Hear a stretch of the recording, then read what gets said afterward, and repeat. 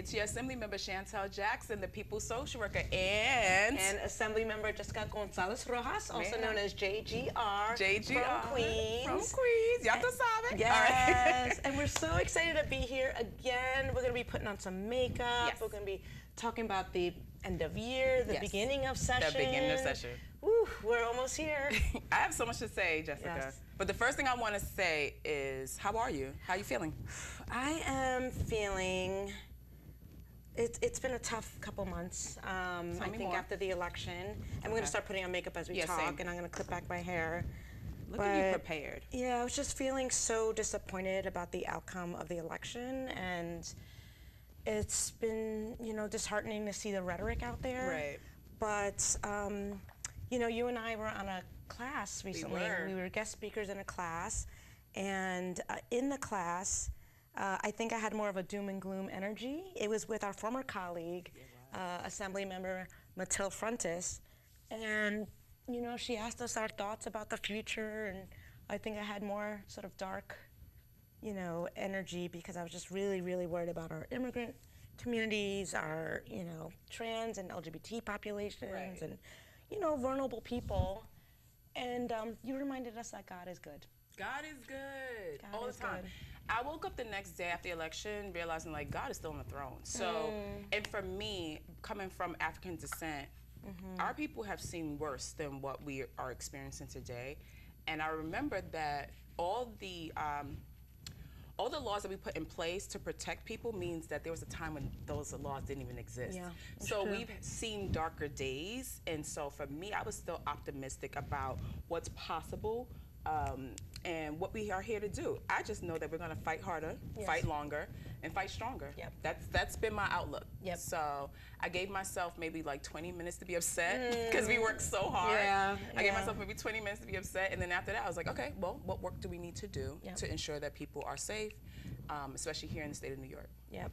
And I think about this, if Trump was not elected in 2016, I think so many women wouldn't be in office right now, particularly women of color, particularly working class women that, maybe weren't aligning themselves to run for office. It wasn't their path per se, but had an investment in the outcome of communities. And I think the first Trump election galvanized so many of us to step up. And, we're here. And here we are. Here we are. We're here. I think we're going to see a master reset. And so with that reset, I was excited to talk about what we're looking forward to in 2025. Well, first, I know that you got here to Albany in an interesting way. So tell us a little bit about how you got to Albany this week. So we are here for a pre-session retreat with our Democratic majority. And the Senate is also doing their retreat as well. And Senator John Liu is a pilot. He is. He's a pilot. He's a very talented, multi-talented person. He's also an Ironman and a triathlete and all these things. And he runs in the snow. Yeah, he runs in the snow. Random day in Albany. It's snowing, you'll see John Liu run right by you. And we flew. We flew in a teeny little plane. It's called a Cessna Skyhawk. It has 4 seats. I literally asked if my luggage can fit on the plane, and he confirmed it can. Myself and Assembly Member Alex Boris flew in this tiny plane, and it was so much fun. He gave us time to actually fly. I probably flew myself for like 20 minutes. Did he go to sleep? No.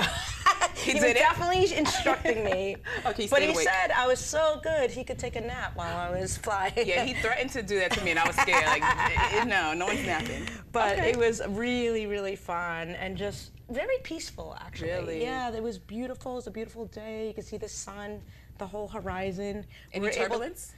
Very little, very little. We even went kind of past the Capitol, and we waved and took selfies from, a couple thousand feet in the air, but it was really, really fun. I'm looking forward to seeing the photos. I know. I got to put a video together. Please do. But we did a good job, and it's just also fun to spend time with colleagues. John Liu's also a Queens senator, so it was really, really wonderful to do that together. I love spending time with my colleagues. Like, I really do. Yeah. That's my favorite part of the job. Like, of course, I love legislation and budget, But hanging out with you guys, like the retreat, Be fun. it's always fun. Now the drive up here is a little bit tough. So how long did it take you guys to fly here? Fly was only like, we stopped once to switch seats so that we both had an opportunity to actually fly. I'm sorry, when you say stop, what does We that even landed. mean? You landed. We landed in an airport that didn't have a tower. It was like literally just a field. Okay. My anxiety's going up. But go ahead, keep telling the story. We pulled over, we hopped out, me and Alex Boris hopped out. I sat in the back, he sat in the front, and he then took the reins. I know, it's like pulled over. Yeah. You went to land. I was getting scared. It was somewhere in like Poughkeepsie. Oh, really? So, okay. Yeah, it was. So how long it was do you think fun. the whole thing took? Probably just a little over an hour, honestly. Really? Yeah, it was really maybe like an hour and a half because we had to do that stop and you know, take off again. But yeah, it was so much fun and certainly like an experience. Right. You know, for the record You're of probably life. so cool Yeah. to your kid now because you've flown. Well, it's funny. My here. father actually had a pilot's license, and he teaches aviation. Oh, really? I love your dad, by the way. But Oh, go ahead. yeah, you keep remember him, Yes, right? of course. Yeah. And I used to fly in these little planes when he was like teaching and stuff. Okay. But it's been, I think, almost 30 years. I haven't. Really? Yeah. Yeah, it's been a Wow. really long time. I couldn't remember. I was like a teenager or like 12 or 13 the last time I did that. So, Insane. yeah. Oh, by the way, just on the makeup tip. Yes, tell me. I got this new makeup by Mario. Do you know he's from the Bronx?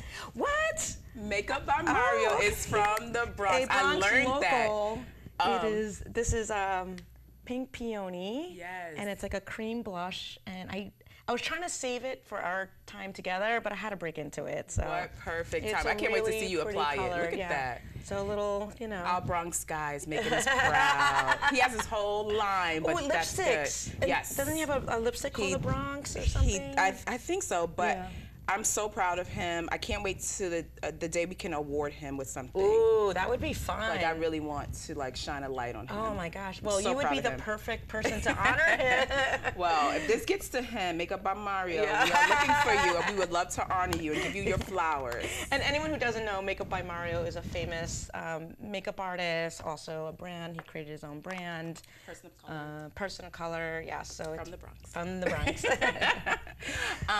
So we have to talk about policy Yeah. and what we're looking forward to. Yes. Mix in with a little bit of like our New Year's resolutions, if we have those. Okay, okay. Okay, so tell me one piece of legislation you're looking forward to pass or a budget item. Yes. whichever. So I feel like a little bit of a broken record, but we're so close. What you got? So I've been fighting for universal school meals, and that means that every child should be able to have a free breakfast and a free lunch, no matter their income, no matter where they live, no matter their zip code. You can't teach a hungry child, and I know you know that as a social worker and a school social worker. Absolutely. And it's so important that we provide free breakfast, a healthy free breakfast and free lunch, because we certainly want those meals to be healthy. And many states have done it. Yeah. And you see, you know, Governor Walz did it, and there's an iconic photo of all the children hugging him. And for the past 2 budget cycles, I've been fighting, and we're so close. So we've been able to increase it, $135 million. This is my clap. By Yep, the way. yeah. The first year, the second year, we're now up to 86% of every school child in New York. Wow. So we're almost there. It's only 14% more. Only 14% more, And guys. you know, even in wealthy districts, there are children who are hungry. Right. And children who need access to healthy foods that don't have it. And, you know, it's a bipartisan bill. It is. It's tremendously supported across the state. And our unions. Yeah, and our unions, our teachers' unions.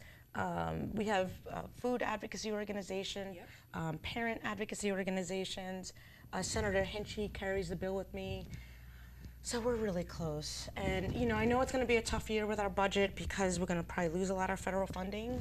But I think this is, you know, budgets are a moral document. Come on. And this is a moral Say issue. that. And we need to feed our children, because if we don't invest in our children, we're not investing in our future. Period. So that's my spiel. I'm putting my heart as a mom, as we're part of the Mom Squad. That's right, Mom Squad. We know how important it is to feed our children, take care of our children, and schools are often the source of love, care, fuel, nutrition, you know, obviously education, everything. Yeah. So well, how about you? You know I'm with you on that fight. Yeah, I know. You've been amazing. I'm going to be with you. You have been amazing. Hand in hand as we try and get those meals.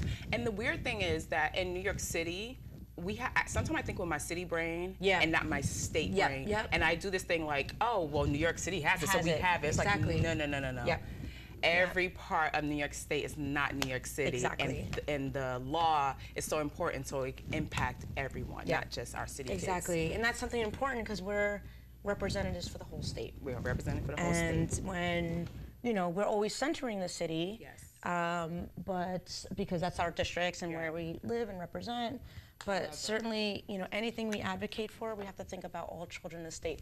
I almost left my contour on. Oh, did you? I would have told you though. We're gonna blend, and then blend some more. Like, we're not gonna leave here without blending.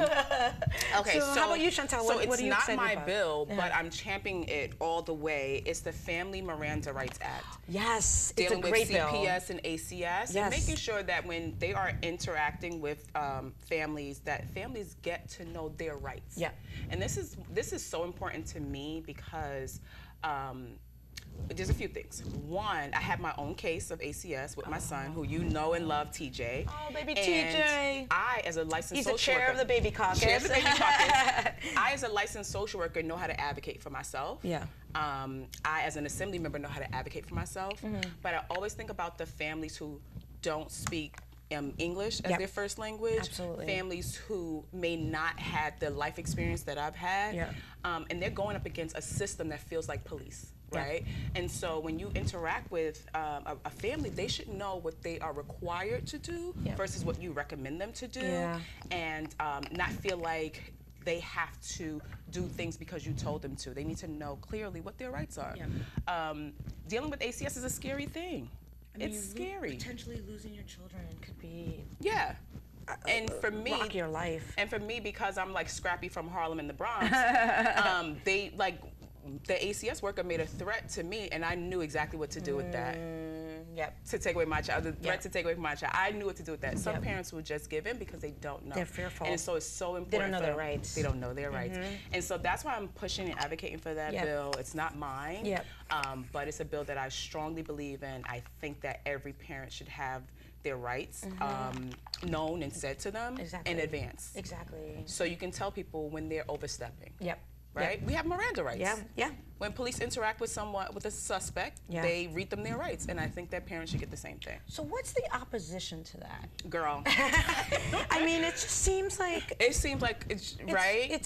You know, these are laws that exist already, so it's not even changing the laws, it's just really informing people. Who would not want people to be informed? What group of people would not want others to be informed? You know. I'm just gonna put on my eyeliner. We'll put a pin in there. I'll put my eyeliner on. I know. I do have to say it's hard to talk when we're putting on eyeliner. But I do have a question. Do you have a personal resolution or things that you're looking forward to or a goal of next year? So it's interesting because I always created resolutions, and I try to move away from the word resolutions to think about themes of the year. I choose a word of the year. And I can't remember, I didn't choose it yet for 2025, but in the past I've chosen words like tenacity, spaciousness, power. Come on, power. So I gotta think of a new one that really sort of exemplifies the year ahead. And I usually make resolutions, and oftentimes, like many of us, it's like, you know, exercise more or eat more healthy. You know, I've learned I have to be more specific about what those are, so I could stick to them. But I found that the beginning of the year is really hard to start a new habit. And I heard someone say recently that, you know, in the winter, that's when nature hibernates. And to start a new habit, things often don't stick because we're in a hibernation period.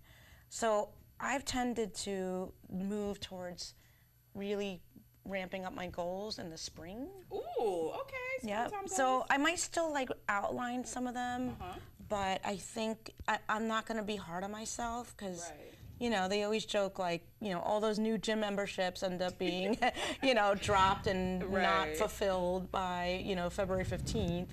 And, you know, I don't want to sort of fall off because there's an energy of the new year, but also it is a hibernation period. And we're so busy because we're starting our new session and we're coming up to Albany. Anyone who doesn't know, our session starts in January where we get to, you know, introduce and write and pass legislation. And then we go till June and we're about 60 days, I think, of, we have to be here 60 days between now and June, sometimes more. But it's important that we're, you know, focused on that. And sometimes building a new habit when you're 3 hours north from our homes, right? Is hard. So, and it's cold. It's extra cold here in Albany. So I'm thinking about it, but I definitely want to really focus on my health. I'll say this loud and proud. I'm in perimenopause. Ooh. And there's different. Yeah, it's different. I'm 48 years old, and you know, there's things changing, and I have to focus on weights and other healthy ways to stay fit, but not just like cardio. I have to really think about the foods I eat, and I mean, girl, I have to start thinking about fiber, you know, and like fiber's important. Fiber and protein for the digestive system. Yes, absolutely. And yes, protein every single day. Yep. So there's those things that I actually have to do for my health and wellness, as opposed to just sort of the aesthetic. You know, I want to look and feel better. As we put on makeup. As we put on makeup. No, but what you're saying is absolute facts. Yeah. So how about you? What are you thinking about for the new year personally? Okay. So I think the new year starts now, and I've actually, shout out to Kai Sinet. Do you know who Kai is? He's a streamer, big deal. Young 22-year-old from the Bronx. Yes. And he's streaming. He did a 30-day Mafia-thon, which basically he streamed 24 hours for 30 days. And that inspired me to do my own 30-day journey starting December 1st. So there were things called like the Hard 75, where people did something. They did a few different hard activities every single day until they completed their mission. And Kai did a 30-day live stream. So for me, I kind of combined my two things. So for the month of December, I'm doing at least 10,000 steps a day, at least 100 squats, 100 sit-ups. I only got 10 push-ups every single day. That's impressive. Reading at least 10 pages, reading my Bible, praying. Like I have a list of things that I've already started, and we are on day 9. So I'm looking to continue this into the new year, and I thought it was so important for me to start early. Just to get, you know, myself grounded in it. I don't really think we have to wait for the new year to start something new. We can start it early, or we can start it in spring, right? When our mind and body is ready to receive it. Ready to receive it. I love that. I love that. So what kind of things have you been doing? So walking, because now that I have a car and a baby, I didn't have a car with my daughter. Sorry, I'm setting. I'm like, my eyeliner just went awry, so I'm gonna. We're gonna fix that. This. I didn't have a car, so walking as a New Yorker was the norm, right? Like we walk everywhere. We take the train, but with TJ being 3, I bought a car, so that means walking wasn't as prevalent as it is. So I committed to the 10,000 steps.